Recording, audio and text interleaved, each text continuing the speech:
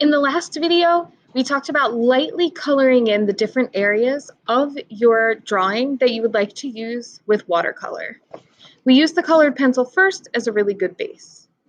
For your watercolor, you're going to need a cup of water, a paintbrush, you're going to need a watercolor palette, and you also want a paper towel for cleaning off your paintbrush and removing excess water and color. Make sure you store your water on your paper towel so you don't accidentally spill water all over your drawing.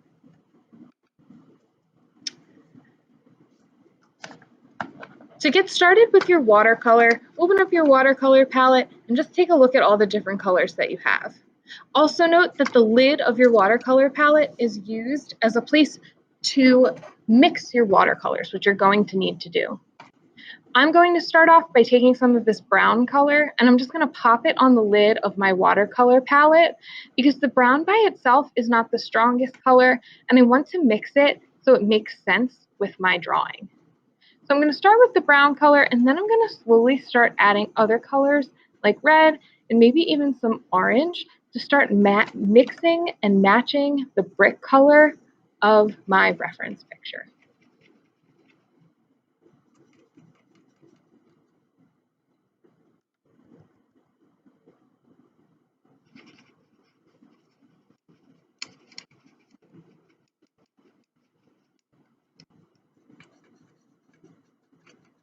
Once I have the color that I would like to use, I can add a little bit of water to lighten it up, or I can just use the paint straight from the palette where I've mixed for a really bold color.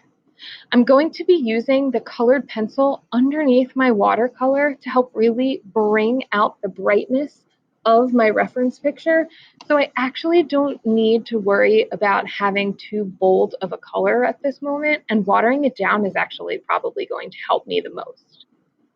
For my reference image, I'm working to make my buildings look old. So I want them to look kind of dark and I want them to look kind of brown. And while I can achieve this look using colored pencils, watercolor just adds a little something special to your painting and it can help really bring the color and make it stand out in your radial design. Just like with the colored pencil, you're going to work to fill in all the areas. You want to make sure that no paper is showing through your watercolor, and a great way to ensure this is making sure you have that colored pencil underneath.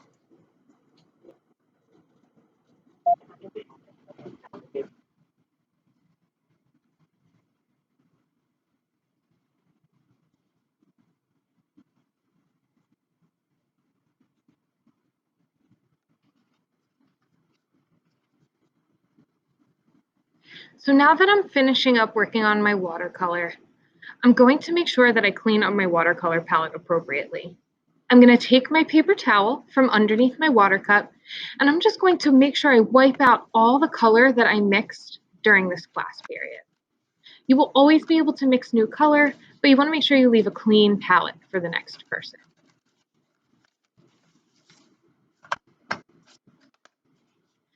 Now, looking at your drawing, you should see a nice, clear example of color.